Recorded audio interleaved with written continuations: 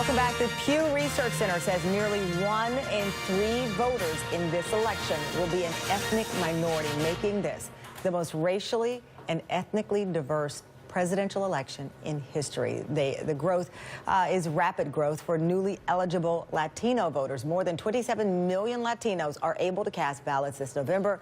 44% of those voters are millennials. Now, that's a key point, and to talk more about it, political scientist and MSNBC contributor Victoria DeFrancesco. Victoria, we were just talking to commercial break. The fact that 44% of those voters are millennials is why it is an unpredictable group of voters. I would say we're cautiously optimistic because we know that the Democratic Party has been mobilizing the Latino community, trying to connect the issues and saying you need to get out and vote. And then you have Donald Trump mobilizing the Latino community in a different way by calling them rapists and drug dealers. So there's the potential to have an outbreak of Latino turnout. But the political scientist in me is cautious because young people, black, white, brown, they don't tend to vote as older folks do. So that's why we're holding our breath and waiting to see. How much of an impact does social media have? I ask this. 2008, this was just when Twitter started to get its growth, and now here we are, 2016. You have people defriending each other on Facebook because of this presidential race.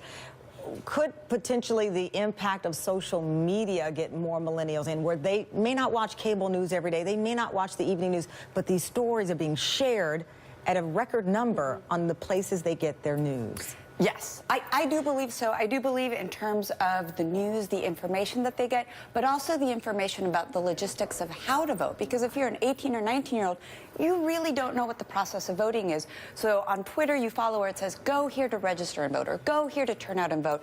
In Texas today, where I reside, early voting starts today. And I've been getting a barrage of early voting tweets and how to do it. So I think those two things together are going to help millennials get out and vote. The hot rhetoric that we've heard as well on the campaign trail, you alluded to some of it, starting out with Donald Trump the day he announces his candidacy and says the rapist Mexican line there. But this hombre thing that took off at the debate, these things resonate.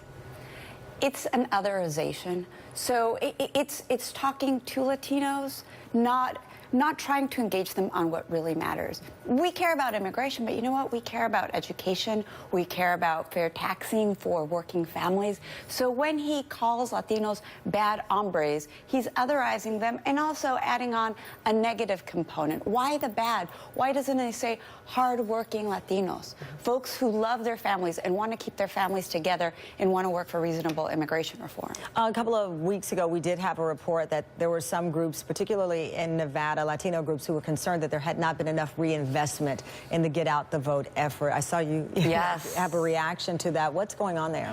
And that has been a murmured concern among Latino activists, that maybe the Clinton campaign is relying a little too much on the Trump mobilization, on the mobilization from anger. But again, Latinos regrettably have a pretty bad track record. In 2012, less than 50% of Latino eligible voters turned out. So there needs to be a very substantial push, and we've been seeing that in the last couple of days, so I hope it goes forward into the home stretch. Right now, the national number shows Latino voters planning to vote for Hillary Clinton 70% compared to Donald Trump's 17%. Those are the new national figures out from NBC Wall Street Journal. Thank you so much. Great pleasure having you on. What a great conversation. Thanks, Jen. A lot of information.